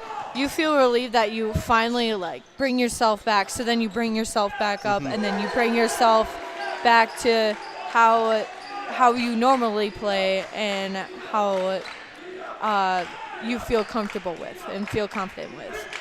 As we see a 3 there from Jace Peterson, who just got his 3rd foul, but he comes back and makes up for it with a 3. Lucas Diedrich's shot well off the mark. Rude tried to grab the rebound, couldn't hold on to it cleanly. It's going to go out of bounds, and it will go back to the Dragons, who lead 45-37. And you and I just talked about kind of how fast these two offenses were moving, and so far it doesn't seem to be letting up at all. Both these teams showing out here in this one. But again, it's a rivalry game. It's a conference game. It's a section game. And Jace Peterson, I don't know if he meant to throw it off of Owen Dick, but Owen Dick just held onto it for the steal and took it the other way for a fast break opportunity and dropped it in for 2. That's a great job there by Owen Dick to not only hold on for the steal, but then take it the other way for 2. Now Osmus for 3, no good. Fromm just could not hold on to the rebound, and it will rattle to Owen Dick, and now Owen Dick takes it the other way, passed it off, but before he does, he was fouled. It's going to be an early 3rd foul here on Pine City. Not ideal. That one's going to be Jace Peterson's 4th, unfortunately. So a less than ideal start for Pine City foul-wise. We talked about it. The fouls, how they would like to clean those up is Braden Rude for 3 is no good. Racing after the rebound. Oh, and then kicking it, unfortunately, was Austinson, and give the ball right back to Rush City. So a steal for the Dragons, and then unfortunately a kick ball. We'll give it right back to the Tigers. So Diedrich will line up right here on the near sideline, right in front of that student section that you and I had talked about in that first half. And so far, it didn't hear a lot, but you did hear some. And I got to imagine as the game nears its end that student section just gets more and more loud as the game goes along. Yeah, definitely. And now another foul here on Pine City. My goodness, 4 already, and we only have 2 minutes off the clock here in the second half. That's a tough start, to say the least, here for Pine City. I mean, I don't know about you, Taylor, though. It does seem like the referees here in the second half so far are kind of calling things a lot tighter. Yeah, I agree. So maybe we won't see as much physicality here in the second half because of that. A 3 looked good, but it's no good, and Braden Rude grabs the rebound for his team. A 3 the other way from Owen Dick, that is no good. Eli Fromm going to pick up the rebound, and now we'll get a foul the other way on the Tigers. It'll be the third on Owen Dick, sadly, and he came alive there in the later stages of that first half. Came out with 9 points. Now has 11. Charlie Osmus will get set to inbound for the Dragons. That is the first team foul for the Tigers here in the second half. 4, though, already again for Pine City. Austinson with it. He looks, bounce pass to Sawyer McDaniel on the near side. Top of the key now to Osmus. Osmus goes all the way across the court to Willard. He fakes a 3, drives inside, puts up a layup. That is blocked by Braden Rude. A block for Rude, and it's stolen away. Kick outside for Jamison Wood. It's no good. It's going to hit the device that brings this net up and down, and unfortunately that is out of bounds.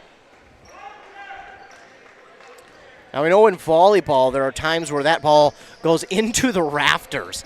How, because I've always wondered, but how tough is that? Because I know I've also heard the whistle be blown when it touches kind of the separator or the divider, if you will, at half court. How tough is that to see a ball, whether it's going into the rafters or wherever it's going, and then to all of a sudden get a whistle feeling like you could have still had a chance at it? Yeah, definitely going into the rafters is hard. Like, you hit the pole and then it just falls down, and then you're everywhere. Like this, like if the passer passes up into the rafters, then the setter's different, and then it's out of system, and then it's hard to get back over. But for the middle part, it's automatically out. They don't really let you play it back over. It's just really in the ceiling. Right. Okay. I've always wondered about that because I know there have been a few games I called. I think. Even for Pine City, where it's gone over the divider and they whistled it. And I was like, wait a minute, it went over, it didn't touch. But yeah, sadly, that was, they did blow the whistle on that one. But very interesting to get that perspective here, just to kind of get the different view from the player perspective as well, as we have a 47-39 lead for the Pine City Dragons. The most recent shot from Jace Peterson, or excuse me, from Sawyer McDaniel to put them up by 8 points once again. On that Embrace Orthodontics scoreboard with 14:44 left to go. It's Austinson with it, gives it to Sawyer McDaniel, top of the key. He'll bounce pass it to Austinson, now to Osmus in the far side corner, no good. And he's gone a little bit cold from 3 as of late, but it'll be certainly something that he keeps shooting just because, well, he hit 5 in the first half, seemingly on 5 attempts. With it now is Lincoln Gullerud. Diedrich with it, spins inside, back outside to Gullerud, inside to Rude, and Rude, Braden Rude will drop it in for 2. He was kind of waiting again, kind of similar to an earlier play from Pine City where he was sitting underneath the basket wide open, didn't clap his hands or nothing, just was patient and waited for his teammate to realize that he was wide open, and they got it to him, and he dropped it in for the easy 2, 47-41. Osmus now will get it to McDaniel now in the near side corner for Briar Willard, and that's just off the mark. 2 Tigers go after the rebound. Matthew Kempf going to come down with it, 47-41, back the other way. Tigers have it. Kempf stops on a dime, looking for someone to give it off to. He does to Gullerud. Gullerud on the far side. He'll pull up just outside the paint, and it will ring around the rosy a little bit and drop through for 2. And it's 47-43, down to a 4-point lead now for Pine City. Tigers doing a good job here of kind of turning the tide in their favor, and now all of a sudden, the Dragons have kind of gone cold from 3, and it feels like, Taylor, the momentum shifting a little bit into the Tigers' favor. I totally agree. You see that the Dragons had a pretty not a great start to the second half, and now that they're now that the Tigers have got their momentum, their Pine City's starting to shut down a little bit. As we see a 3 there from McDaniel. Sawyer McDaniel for 3 makes it 50-43. Oh, and that's going to be a charge on Diedrich. Diedrich there, Lucas Diedrich kind of lowered his shoulder like a running back running over a defender. That would have been cool in football, but unfortunately in basketball, that is a foul. So it will be their second team foul. And, I talked about how the Dragons had kind of had 4 team fouls early on. Since then, they've kind of done a really good job of still playing physical, but not getting those fouls drawn. As we see Willard with it. Good passing here by the Dragons. Austinson will pop off a 3. That's going to be no good. It gets through a couple hands. My goodness. That's not A.J. Austinson. That is Osmus, who got kind of leveled on the rebound. Not purposely. The Tiger defender trying to go after the rebound himself, and unfortunately that just kind of happened. But Osmus did a good job of absorbing that hit and getting right up after it, and that's what you want to see is that he is okay right after taking a hit like that. And now Willard will get the inbound for a 3. Oh my goodness. It takes a nice Pine City bounce, and Briar Willard drops it in for a 3. And now it's back out to a 10-point lead here for Pine City. So we gave it the old announcer's jinx, as they like to call it. Pine City, we said that no momentum, and it was all going Rush City's way. And then right as we talk about it, it goes back to Pine City. But Braden Rude says, hey, let me answer this real quick as he gets a shot to fall for 2. And then Charlie Osmus says, hold on, let me get in on the party. I'm going to drop one from 3 as well, as now it's 56-45. I was kind of saying this earlier, when Pine City starts getting their threes and getting the ball back and stuff, they really pick it up. Yeah, and they're hard to stop too. As that nice shot there from Nolan Stepp, but yeah, that is a very good point. When they get going, it's almost kind of good luck. It's kind of you have to force them out of their momentum or their drive that they're on, and get a ball that is knocked out of Austinson's hands. It will go back to the Tigers. Head coach Callan doesn't want to let go of the ball. He wants to say, hey, that should be our ball, but the referee does not agree. One thing I noticed with Callan is, not that other coaches don't, but he has a pretty good working relationship with a lot of referees that they work with. And, well, A.J. Austinson gets it back right away. My goodness. That was simply just a theft. That was a theft by A.J. Austinson. 58-47 now after the fast break 2. And now, Austinson knocked it out. He felt like that was clean.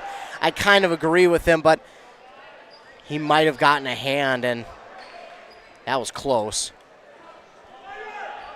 So Austinson going to be guilty of his 4th foul, so he'll have to sit for a little bit of time, and that is their 5th team foul. Meanwhile, the Tigers will get set to inbound. Braden Rude gets the inbound. He gives it back here to to Lincoln Gullerud. Now to Stepp on the far side for 3, and that's just off the mark. Braden Rude gets it in. No, nearly got the rebound, but he did not get the ball out of his hands before stepping out of bounds, and that was really close. As the Dragons will get it back, leading by 11. The Dragons have surpassed their points per game mark already, and we're only about 8 minutes into the second half. Osmus pass for 3, no good. Oh, what a great job by Austin Wiener to get that rebound. He fought through everybody and just did a really good job of setting up in the correct play. And I think that's a direct kind of line between volleyball and basketball, just being set up in the right play. How important is that? I mean, it seems pretty simple I think to a lot of people, but how important is that? Well, you have the best shot to make the perfect set. You have the best shot to make right down to the floor, and then it just changed the whole energy in the student section and on the court.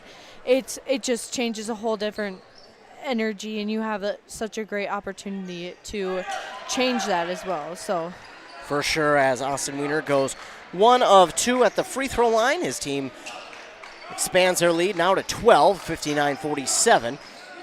With it is, Jamison Wood. He goes all the way across court to Owen Dick. Dick drives inside, puts up a shot. It's no good. Austin Wiener right there for the rebound.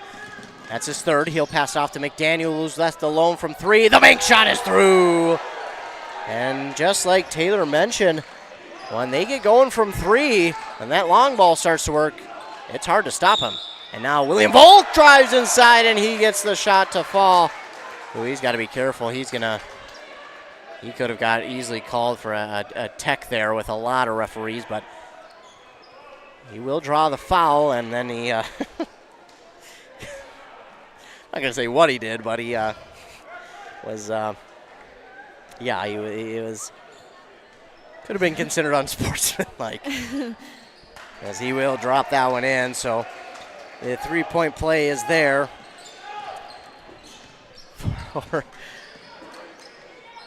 for him, and it's 62-50. Now, again, I like the fact that they didn't call him for the tech on that one. I know a lot of referees would have. And coming back with a three himself to answer it is Briar Willert. 65-50. And a charge call there on the Tigers. I also want to mention that not only Briar Willert just going in and stepping in for his team, but you also had Charlie Osmus, Matt Blake like that last one, and Charlie Osmus had a couple of plays beforehand where he totally just got like checked. And also Sawyer McDaniel. But like, it's insane how these players are so well mended together and that they trust each other and that they are very selfless. Like, they will give up. They will make sure that your team or your own team has the ball and stuff. Yeah, they are very selfless. It is great to see a game like this for Pine City. It seems like they've kind of been waiting on a game like this all year long, where it seems like it's all finally coming together. It's all finally starting to fall their way. And yeah, you are extremely correct that they have just been so selfless here today, and they're putting their bodies really on the line here tonight for each other. And Jamison Wood will get the rebound on the missed three from Osmus, and he'll give it off now to Volk. Back to Dick. Now William Volk from just past the free throw line. His shot is no good, and Briar Willert is going to grab another rebound. He leads the team with 7 of them. He'll take it the distance. He was left alone, and I don't know how you leave him alone. He just glided through the defense there that time and made it look easy. And he'll drop it in for 2 at 67-50 with 8:40 to go. Taking a look at that Embrace Orthodontics scoreboard. Embrace Orthodontics, custom light force braces or Invisalign. Clear aligners with 3 locations in Pine City, Lindstrom, and Cambridge. EmbraceMN.com. It is 67-50 and a great read there by Taylor Tollefson. Again, appreciate her being out with us on tonight's game. She joined us once before, back out at it. I didn't scare her away, don't worry. She decided to come back, so we are happy to have her out here and be on the call of this game for us. It's a great game, a great rivalry game, a conference game, plus a section game. It's all in one. It's a fun one here tonight, and so far the Dragons do have the lead, 67-50, and they're continuing to grow that lead. Rush City shrank that lead not too long ago, Taylor. It wasn't long ago where it seemed like, hey, we just were talking about the Tigers had all of a sudden stole momentum and had brought it back to their side. They had lessened the deficit to single digits, but now it's back out to 17 for Pine City, and I think it goes back to what you were talking about, the fact that the Dragons are playing so selflessly. They're putting their bodies on the line for their teammates. Yes, it's probably going to be a bruise tomorrow morning, but they're doing a really good job, and I think you're so correct on the fact that, yeah, it is the selfless play tonight that has certainly been the biggest key for the Dragons in this 17-point lead so far. As Volk will get the inbound out of the timeout called there by the Tigers. Both teams have 6 team fouls, and this ball nearly stolen away, but getting it back with step. He'll give it off now to Jamison Wood, who drives inside. He gives it off to Owen Dick on the near side. He takes it in, trying to get around the defender, passes it off to Wood. Wood takes one dribble drive to his right, then gives it off to Nolan Stepp, who drives inside, goes underneath, gives it off to William Volk, and the shot is no good. Nolan Stepp somehow comes up with that rebound. He'll put it up, and he drops it in for 2. That's a very good play there by Nolan Stepp, and he was bothered a lot on that one, but he does get it to drop through. 67-52, a little bit of half-court press here by the Tigers, and the Dragons work through it, and now for 3, Briar Willert, no good. And it's going to fall into the hands of Owen Dick for the rebound. Quickly goes up the court. Charlie Osmus with the steal. He'll give it to Willert and has it blocked by Jamison Wood. Quickly up the court. Braden Rude with the dunk. Braden Rude as Jamison Wood got the steal on the block. Excuse me, Owen Dick got the steal, and then the block from Wood, and then the dunk from Braden Rude makes it 67-54. Again, so fun to see a dunk in high school basketball. It's not often you see it, but when you do, it's a cool opportunity, and Braden Rude, he was left all alone on that one, and now we get a timeout called here, I believe by Pine City, and he just wants to kind of real quickly regroup his team. As you can see, they're already back out onto the court. So nothing too long. You just want to say, hey, I mean, I know we've seen timeouts in volleyball, and it's not as often as basketball because you get the set breaks, but in a quick timeout like that, what is the quick conversation that you would think that head coach Kyle Allen is telling his team? Probably just to ice them out and take a deep breath and calm your bodies, because sometimes your body gets so chaotic that like you're moving everywhere. And so basically, I really think he's just telling him to ice them out and just calm down. Like, it's okay. You can. It's okay. Like, we're not done. We're still in this game, and we're doing a great job. Absolutely, as we see another block there by Braden Rude. That's his second. They've got 3 in the second half. Pine City does come up with the ball, though. Willard now has it, and seems like all of a sudden the Tigers' defense has kind of turned it on here after their one timeout, and now nearly a steal, and great smart job there by Osmus to let that ball go back across the backcourt before touching it, and now he'll get fouled because of it. So it'll be the 17th foul, and it'll be a 1-and-1 shot now for Osmus. We'll wait to see who that foul is on for the Tigers. It looks like it was on Nolan Stepp, his second. Again, team 7th, so Osmus is at the line for the 1-and-1 opportunity. And referees have a quick word. Not sure what was said, but we're back. And we'll get set for the free throw opportunity for Osmus. That one is a little too hard. Austin Wiener had the rebound, but couldn't quite hold on to it. Braden Rude then got it, but then unfortunately it slipped through his fingers and it goes out of bounds, so it will stay with the Dragons. They're still struggling from that free throw line, something they would like to improve on as this game goes along. Osmus, far side elbow, no good. Jamison Wood almost came up with the rebound, but great job there by the Dragon defender to get in there, tie that one up, get the jump ball call, and the possession arrow favors the Dragons, so they get it back, and they're, again, out of the timeout. They're doing a good job getting it back in their favor. Willard will get the inbound. He'll give it off to Osmus in the near side corner. Oh, it rims out, but Austin Wiener, what a great teammate. He gets the rebound, puts it back in for the 2 to make it 69-54. Wood has it. He gives it off far side to Nolan Stepp underneath to Rude. Rude to Volk. Volk trying to drive inside, spin move. Finds a lane, drops it in for 2. What a move there by William Volk. That was a nice move as he got it to the basket. And fans calling for a tech foul. I missed it because I was looking at my stat sheet, and instead the other way we'll get a travel call on A.J. Austinson. Did not see what the fans wanted the tech call on. Must have been a Pine City player trying to get around the defense, maybe threw a couple of elbows out there. Either way, the Tigers do get it back off the travel call. Diedrich, he'll give it to Owen Dick, back out to Volk, back out to Owen Dick, now to Diedrich on the far side for a long 3. It's going to be no good. Austinson will come up with the rebound. It's his first, and he'll give it off to Willard. A long 3 from him on the far side. That's going to come up no good, and Diedrich going to get the rebound there for Rush City. Wood has it, gives off to Owen Dick on the near side to Volk. Volk from the free throw line. Oh, just off the mark. And Willard will grab the rebound for Pine City. Willard up the court to Wiener. Now on the near side for A.J. Austinson. No good. And both these teams have seemingly gone cold shooting the ball as Rude will get the rebound there for Rush City. Now to Diedrich. Diedrich back out to Wood. Wood from NBA range. No good. And underneath the basket was Willard for the easy rebound. Now off to Austinson. Austinson gets around the defender. Can't drop it in, but he was fouled. He'll go to the line and shoot, I believe, 2. Yes. So both these teams here, Taylor, have gone kind of cold shooting the ball after that last time out called by Pine City. If you're either of these teams, what do you try and do here to get back on the scoring or on the board scoring-wise?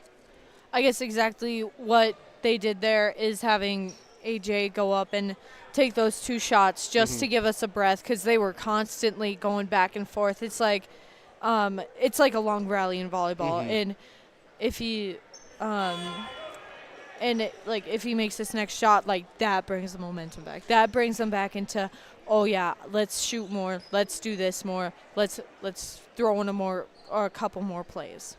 For sure, as he does miss the first, but he does have that second opportunity, as Taylor mentioned, to drop it in. And yeah, I think I would agree that if he would have made that one, it definitely would have helped the Dragons to be able to get back on the scoring side of things. But Diedrich is going to grab the rebound as both free throws are missed. Diedrich will get the pass from his teammate and then gives it inside to Braden Rude, who puts it up and in for 2. It's 69-58. Still an 11-point game here as we creep under 5 minutes. Willard top the key for 3. It's no good. Comes up short.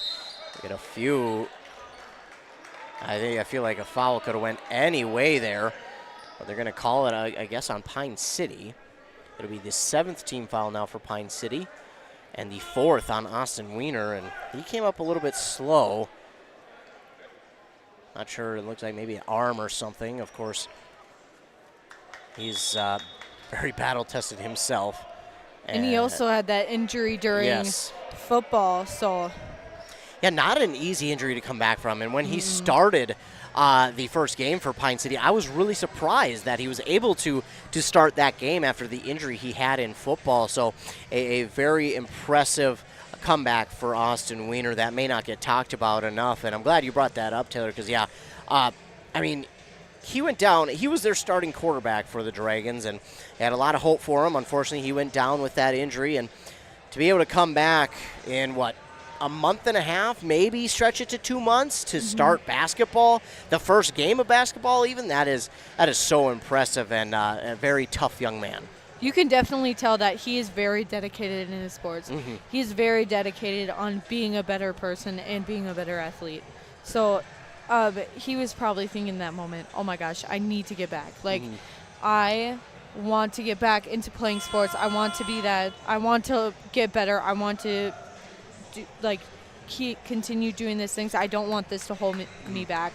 So he really worked on that. I'm pretty sure it was collarbone, right? I think so, yeah. He really worked on getting that collarbone back and ready to play for basketball. Yeah, and he's done a great job as Pine City and the Tigers will come out of the timeout. Dragons will be left with 2. Actually, both teams will. And it will be William Volk at the line for a 1-and-1. No good on the first. And rebounding that one there, was Eli Fromm. And driving inside, shot is no good. Rebounded by Matthew Kempf of the Tigers. He'll bring it the other way.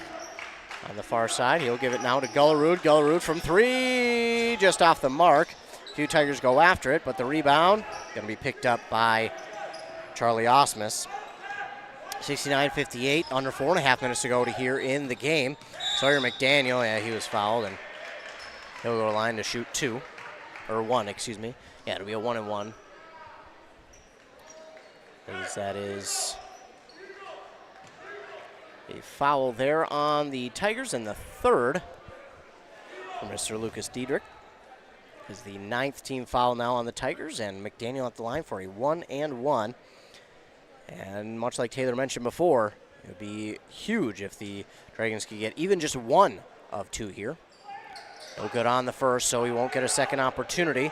And getting the rebound was Braden Rude for the Tigers. Quickly up the court, he gives it off to Kempf. Kempf fakes the shot, gives it to Gullerud. Gullerud makes the defender miss, drives inside, puts up the shot, and it is good. Thinking Gullerud scored earlier in this half and scores again. It's 69-60, so that large lead that Pine City had has all of a sudden evaporated. It's down to 9, so not completely gone. Shot is up and no good by Austinson, rebounded by Matthew Kempf. Here come the Tigers the other way, trying to continue to lessen the deficit, but this one is going to be stolen by Briar Willard. He was great job being in the way of that pass and intercepted it much like a safety in football. As Sawyer McDaniel gets a screen from Austinson, bounce pass back to Austinson. Austinson looks, gives it in the far side corner to Osmus. Osmus stands, he's guarded well by Kemp. He bounce pass to Fromm. Fromm in some trouble. He's trying to drive inside, nearly lost it, gives it off to McDaniel. McDaniel looking to drive inside. McDaniel gives it off to Austinson. Austinson will try and drive inside. He lost the ball. William Volk will get the steal. Quickly up the court to Matthew Kemp. His shot is no good. And great job there by the Dragon defender just being in the way. And then we got a Dragon player that's Fromm, who went up for that rebound and unfortunately came down awkwardly. It does go out of bounds and it will stay with the Tigers. Fromm going to get a break there. I think that's well-deserved break there for Fromm. Fromm has just been so impressive on what he's been able to do since the beginning of the season. He has really improved in his game and continued to improve so as he can get more time on the court as we see Nolan step with a nice move, dribble inside and drop it in for two. 69-62, that ball's knocked out of bounds by Wood, but all of a sudden momentum has shifted hands with under 3 minutes to go here. We'll get a full court press by the Tigers. Wiener in the game, he has 4 fouls. Jump ball call, possession arrow favors the Tigers. And Braden Rude, he goes to the student section and said that was not a travel. He's trying to inform his own student section, hey, that was not a travel. That's pretty cool. I've never seen a player do that. As much as I'm sure as the Tigers would have liked that call, the entire student section was calling for the travel, and he goes right up to the student section and goes, that wasn't a travel. That's pretty impressive. Yeah, especially to do that to your own student section. Yeah. Just informing them, that's all. He's only trying to help them out.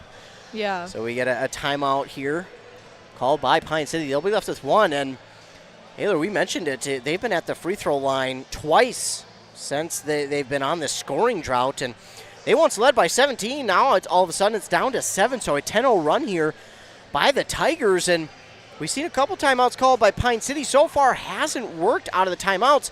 We've seen it off of the one timeout. It seemed like the energy was back and they were getting things to go their way, and they got that foul right to the free throw line, but now their lead is only 7, and I got to imagine they're feeling the pressure a little bit. So put your coaching cap on here.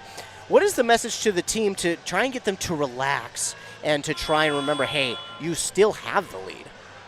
Just probably not to look at the scoreboard, because the scoreboard is the thing that is going to bring you down. And then when you look at the score and they got a lead on you, you just feel like down. So he's probably telling them, just refocus. Let's try this play. And let's get us back into momentum. And now right out of the timeout, you can see head coach Kyle Allen not too pleased as they get a foul right out of the timeout. It'll be their 8th team foul, and it's going to be 5 for Jace Peterson. So unfortunately, he will be done on the night. That is unfortunately that Fromm will check in for him. So seemingly it rains, it pours for the Dragons, and the Tigers do get it back, and they have all momentum, and a shot there, no good. Wiener going to grab the rebound for the Dragons. Austin Wiener with his 5th. The shot there from Kemp was no good. A 3 from Austin Wiener to try and get back. Momentum's no good. Matthew Kemp, speaking of, he gets another rebound, 69-62. William Volk thought about 3. He makes the defender miss. The sidestep 3's no good. Eli Fromm, great job there by getting the rebound and then covering it up. And now passing quickly up to Osmus, now to McDaniel. McDaniel guarded well by Nolan Stepp. He loses it, but somehow, no, Austin Wiener has it. He lost it, and it's going to be stolen away by Jamison Wood. Again, when it rains, it pours if you're the Dragons right now. They just can't seem to hold on to the ball. Under 2 minutes to go. Here we go. This is going to be big. And before we do, we get a timeout call. So while we get a timeout call here by Rush City, we'll take a look at that Embrace Orthodontics scoreboard. Embrace Orthodontics. Their doctors are committed to providing world-class orthodontic care in a friendly and comfortable atmosphere. Start today at embracemn.com. So the Tigers call the timeout, and I believe that will leave them with one. 1:58 to go. It's 69-62. These two teams have been trading turnovers here the last couple of possessions. The Dragons, though, been on a scoring drought. A 10-0 run here for the Tigers have got them back within 7 of that Dragon lead. And at this point, we might be talking about some free extra basketball, as this one could easily go into overtime with how the scoring is going. But I want to go back to what you said, because I think it's really important. It feels like the Dragons only need one, whether it's a free throw, a three, or a layup. They only need one to really get things to go back in their favor. Yeah. William Volk will inbound to Wood. He gives it back to Volk now to Step, and I got to imagine, Taylor, the Dragons now got to be thinking, hey, don't foul. Yeah, definitely after Jace fouling out. And then also they've been backing off. You've kind of noticed that, like, they are way backed off the defenders, but if they really need to get close, they're close. Yeah. But otherwise, they are really backed off. They're not coming in close at all. No, that is a good point. Yeah, they want to try and avoid any more fouls. Of course, they do have two more players with 4, Austin and Wiener. Now a steal here by Jamison Wood, and the three is good from William Volk coming off the bench. He's had an impressive game off the bench, 69-65, but now here we go for Pine City. They get fouled, and they'll go to the line to shoot 2. That is big, and that was on Matthew Kempf, his 3rd. So now all of a sudden the Dragons are at the line for 2 shots off the foul, and it's Briar Willert for 2. And they have only hit 2 free throws here this evening. So for Willert, no good on that one, and it just continues as, unfortunately, still only 2 free throws made here in this game. And if you're the Dragons, this is probably the biggest one of the night. Their lead is only 4. Now it's 5, and that is a clutch free throw made by Briar Willert. And now it feels like they could get a lot of momentum going back their way. Matthew Kemp puts up a shot, no good. Rebounded by Nolan Stepp for 3! And I believe that one was Kempf. It was Matthew Kempf for 3, and all of a sudden it's 70-68. We have a wild finish on our hands with under 40 seconds to go. The Dragons lead only 35 seconds to go. Shot clock and game clock separated by 10 seconds. Willard gonna drive inside. He stops, he looks, he backs it back out to Sawyer McDaniel. McDaniel, top of the key, drifts to the far side. Looking, he has no one. He's gonna get double teamed and now fouled, and yeah, that's a smart foul by Matthew Kempf, as Pine City was just trying to dribble out as much clock as they could. 24 seconds left, but if you're Rush City, this is not a bad foul because Pine City's only made 3 free throws on the night. Yeah, agreed. If hopefully they get the momentum back right after. Hopefully they get down on the defense if it gets that far. But if Rush just takes it and runs down, hopefully they pick it up right away and then bring it back down. McDaniel misses his first, so this one going to be a big one because the Tigers are hot from 3 right now, and if you're the Dragons, you need this one. And McDaniel, well, when he got it when they needed it, and that's important. 71-68. Here come the Tigers. They're looking for that 3 ball again. The shot clock is off. It's Braden Rude for 3 from the far side. He drained it. Braden Rude ties it at 71. We're tied at 71. 10 seconds to go. 8, 5, 7. Excuse me, I'm a little Charlie Osmus. Oh, it rims out. And Matt Blake got the rebound. Sawyer McDaniel, no time left. Shot is up. No good. We're headed for overtime. Holy cow. Oh, my goodness. Well, I kind of mentioned it earlier. The way it's gone, it feels like we're headed for extra, and we are. So after regulation, it's tied at 71. And we're headed for OT. Wow. What a second half for Rush City. Down by double digits going into half. And all of a sudden they come back and tie this game up. They went on a 19-2 run to end this second half. 19-2 to tie this one up. An impressive run for Rush City. Now, overtime period starts, you gotta feel like momentum is all of a sudden on the Tiger side now. Yeah, I definitely agree. After having that humongous point run and going into overtime, it's insane. You have the best momentum that you could ever have.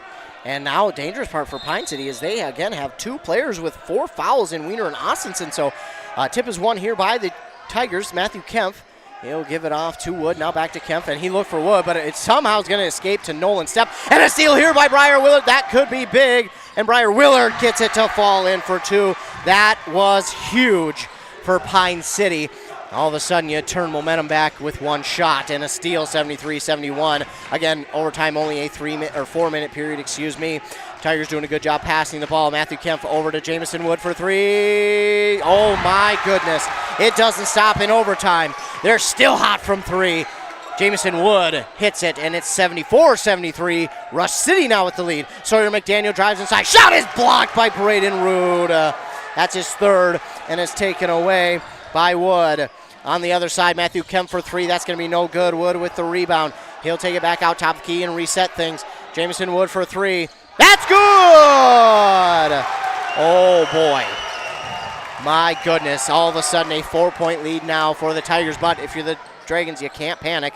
McDaniel kind of throws one at the net. It's no good. Matt Blake gets the rebound. A 3 there for Willard is no good. And William Volk gets the rebound. And all of a sudden, as Taylor mentioned, Tigers just have momentum right now. They can't be stopped. Stepp for 3, going to be no good, and that's probably a miss that the Dragons desperately needed. Now Willard going to drive towards the basket. He's fouled. They'll go to the line to shoot 2. Whew, what a start to overtime period. Pine City got on the board first, but then 2 straight threes from the Tigers, and they lead by 4. But now Willard, and we do see a Tiger foul out. That's Jamison Wood, unfortunately. But now for Briar Willard, these are going to be the 2 probably biggest free throws of the game so far for the Dragons, because you get 2, well then the deficit's down to 2, and it looks a lot better than trying to come back from 4. Owen Dick will check back into the game here. Everybody else will remain, but again, sadly for the Tigers, Wood does foul out. He was a very crucial part of the team. He was very fast. He was under the net. He was he was rebounding and rebounding.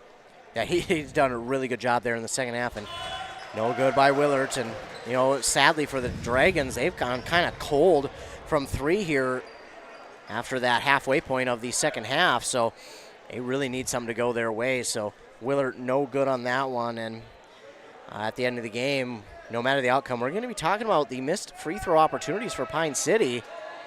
That's one of the things we'll be talking about, and had Pine City made even half their free throws, we wouldn't have gone to overtime, so definitely going to be a talking point. Willard does drop in the second one, but if you're head coach Kyle Allen, one thing you want to see your players do a little bit better is make them both when you're at the line, because instead of a 2-point deficit, now it's a 3. Not that they can't hit a 3 in a hurry, but 2 is much easier than 3. So with a timeout called here, we'll take another look at that Embrace Orthodontics scoreboard. Embrace Orthodontics. Leave with a smile you will embrace forever. Find out more at embracemn.com. The Dragons call the timeout. Each team gets 1 here in the overtime period. And the Dragons call their 1 and only. So the Dragons calling the timeout. And now 2:33 left. We see how quickly that last 3 minutes went in the second half. Now in overtime, I feel like this 2:33 might be a little bit slower than the previous 2:33, just because, well, if the Tigers continue to score, the Dragons are going to have to foul them. They're going to have to send them to the line for free throws, and vice versa. If Pine City continues to score and they retake the lead or tie it up and then retake the lead, then we'll see Rush City have to try and foul, because then whoever's holding on to the lead with under a minute is just going to try and waste some time off the clock. So it's going to be a fun finish no matter what. It was an incredible finish to that second half for Rush City, and they have really used that momentum here in this overtime period. Got out to a 4-point lead with 2 straight 3-pointers. But Pine City shrinks it down to 3 with the free throw from Willard. And Matthew Kempf is probably not the guy you want to see have the ball in his hands. And that, gonna be a foul on the Dragons. And the Dragon fans don't like it. I don't know. That was close. I was not in a good place to see that one, so I won't say much about it.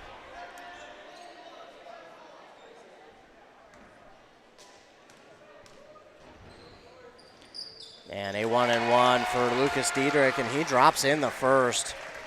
And one thing the Tigers have done here in the later parts of the second half was get those free throws to fall. Still not great. They would still like to improve, but that's an important one, as now it's back out to a 4-point lead, and this could be 5. It won't be. And it's rebounded by Austin Wiener for the Dragons. Osmus takes it up the court, trying to drive inside, backs out to Austinson. Austinson gives it to Willert. Willert on the near side, pauses, looks, gives it to Wiener. Wiener finds a lane to drive inside, and he gets it to fall. That's a big shot there by Austin Wiener, and it's 78-76. Back the other way come the Tigers, though. Here comes Matthew Kempf. Probably not the guy you want to see with the ball in his hands. Gives it to Diedrich. Diedrich to Kempf. Nice job, though, by Kempf to drop that one in for 2. That was right almost out of bounds, but nice job there by the Tigers to get that one to fall. 80-76 now, and McDaniel with it. He'll give it off to Austinson. Austinson drives inside, backs out to Wiener. Wiener trying to drive inside himself, and he drops it in for 2. Like Austin Wiener's doing, he's doing a great job at getting those layups and getting those quick points that you can get. And now a big key here for Pine City as Volk passed it to Owen Dick, and it went through his hands.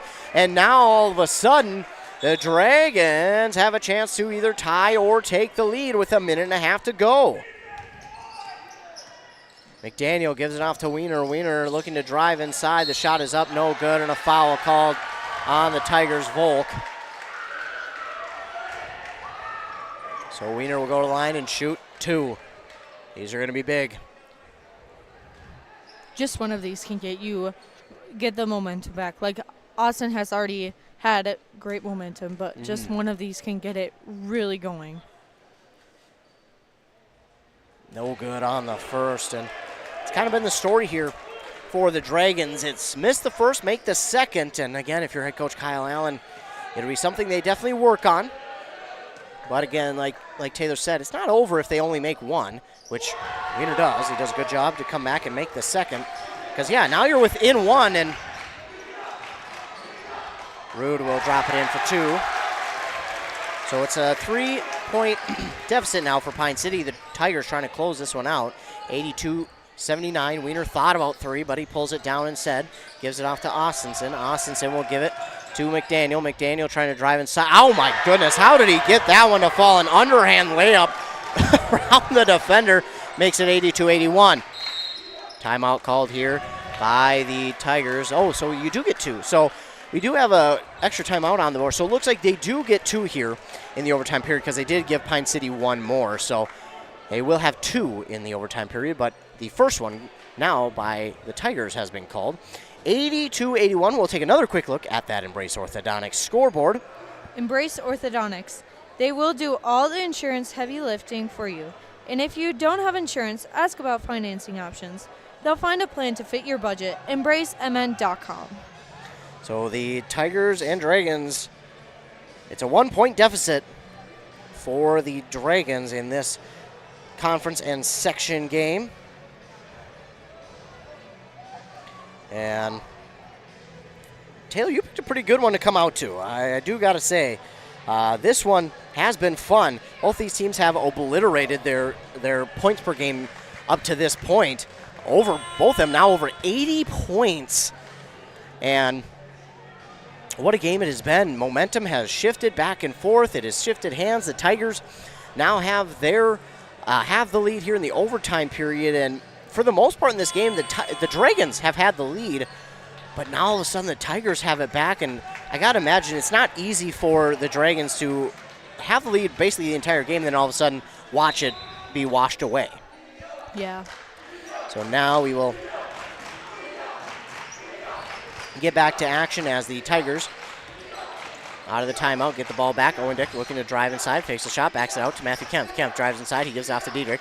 Oh, that's going to be a charge, and it is. Diedrich doesn't agree, but that's the right call. That is the correct call. This is just what the Dragons need to. Just that one little just that one little hiccup, and everything can change the whole point of view. Absolutely, and I agree. That might be just what they need.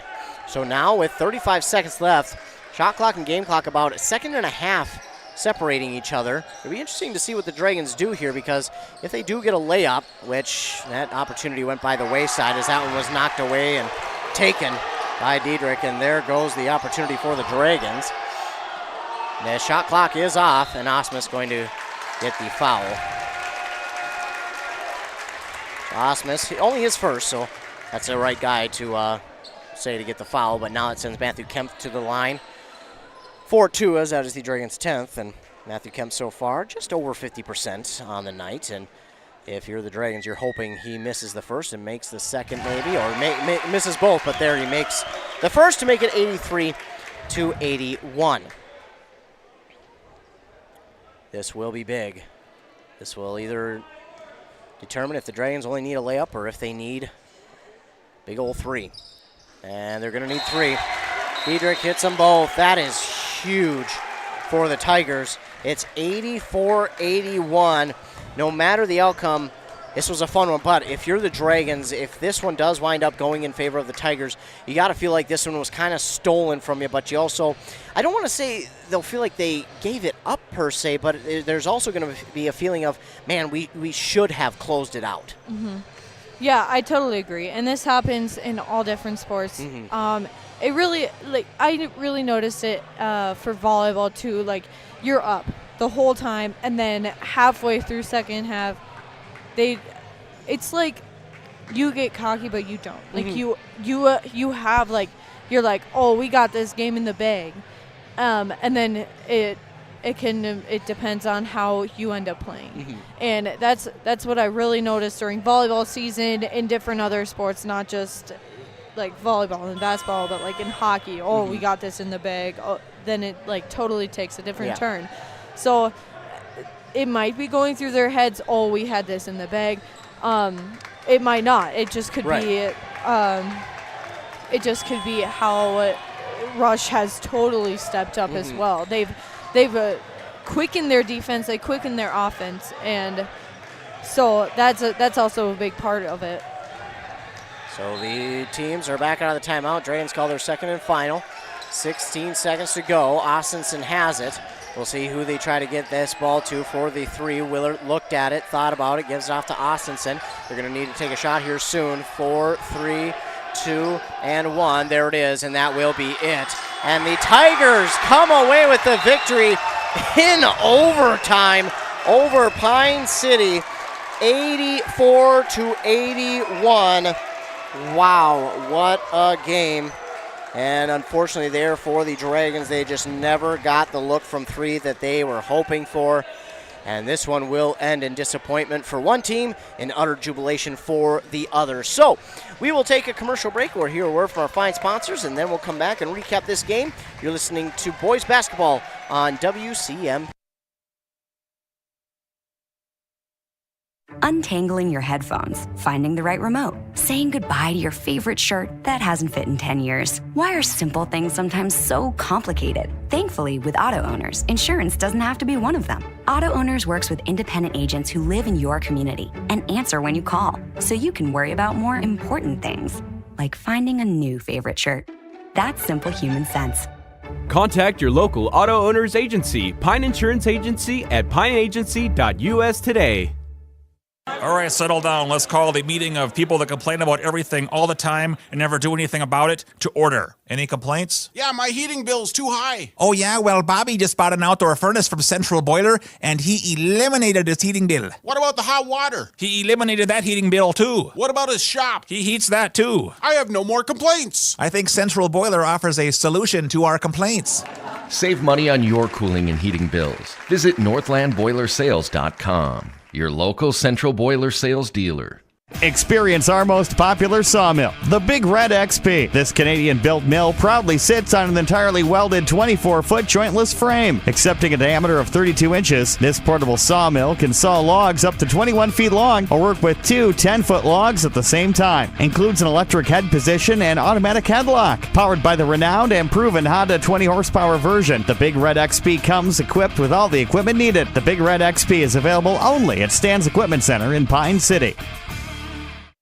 Want to make some extra money this holiday season? Then join Burnett Dairy Cooperative's Cheese Store Holiday Crew. They're looking for temporary employees to assist with gift box orders from October 1st through January 6th. This position is scheduled Sunday through Thursday from 12 to 8 p.m. with an hourly rate of $14 per hour and an end-of-the-season retention bonus. Call 715-689-2170 or apply online at burnettdairy.com and click on Careers.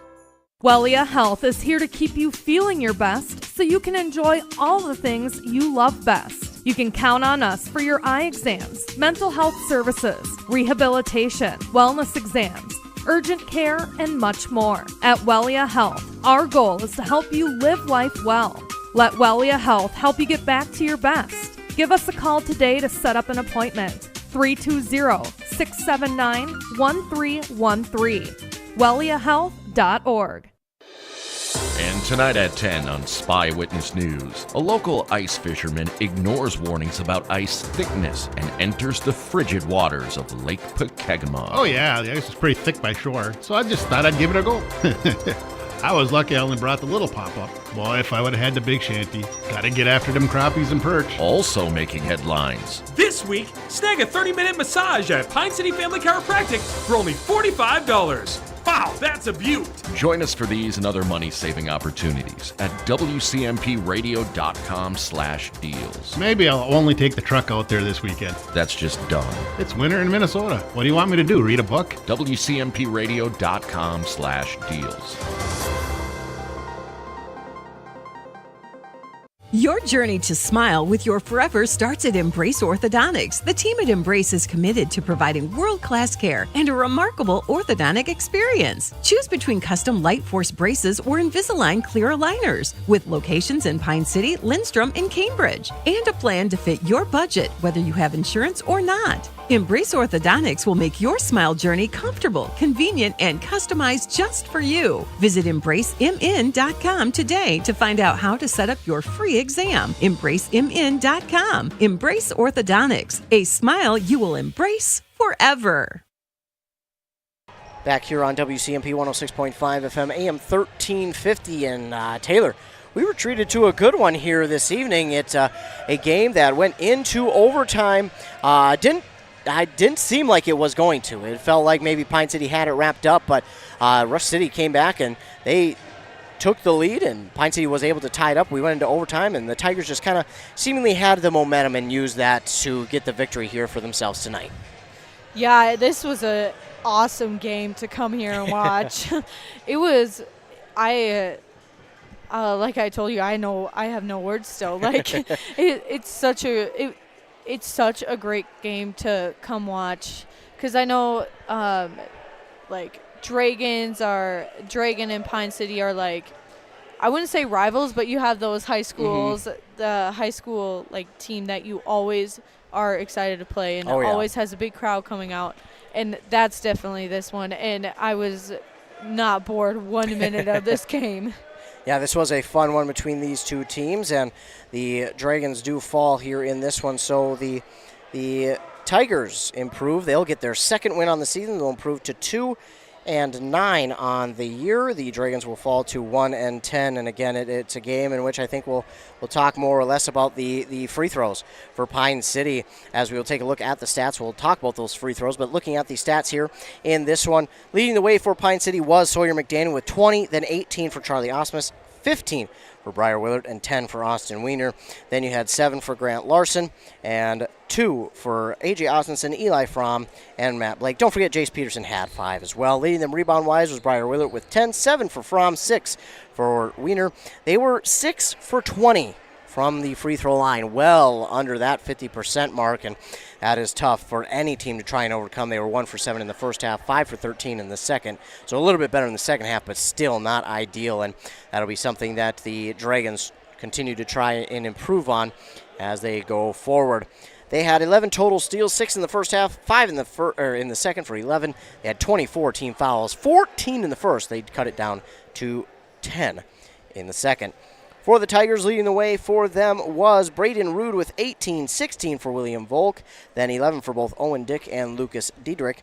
Then you had 9 for Nolan Stepp, 8 for Jamison Wood, 7 for Matthew Kempf, and 4 for Lincoln Gullerud. Leading the way rebound-wise was both Kempf and Rude with 6, 4 for each Wood and Dick. And then they were 13 for 21 from the free throw line.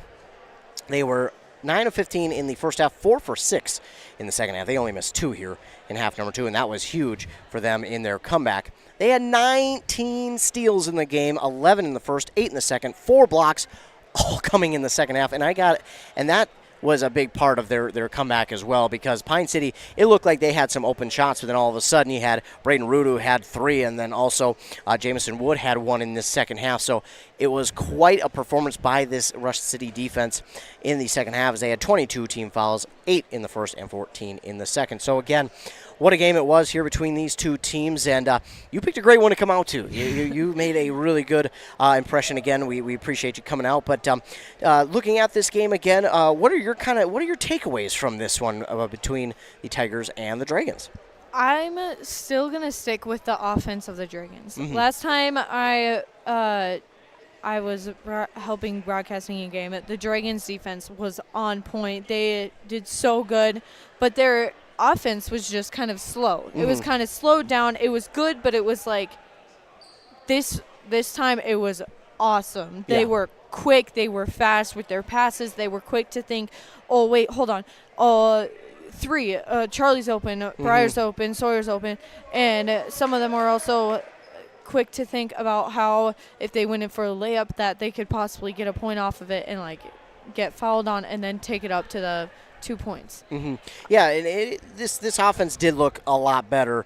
They have certainly improved, and the Dragons, even though it is a loss here tonight, they've got to take away a lot of good from this game. You know, despite the loss, there are some things to work on, the free throws and the turnovers, but they've got to feel good about what they were able to accomplish here in this one. Again, they barely score 55 points a game to come out and score 81 against a conference team. That is awesome, and especially for the Tigers as well. They come out and score 84. They're in the same boat, kind of scoring about that 55 points per game mark. So both these teams did a really good job. I was really impressed with how these teams did after a little bit of a slow start to this game, but soon it was on, and it was a great one to watch.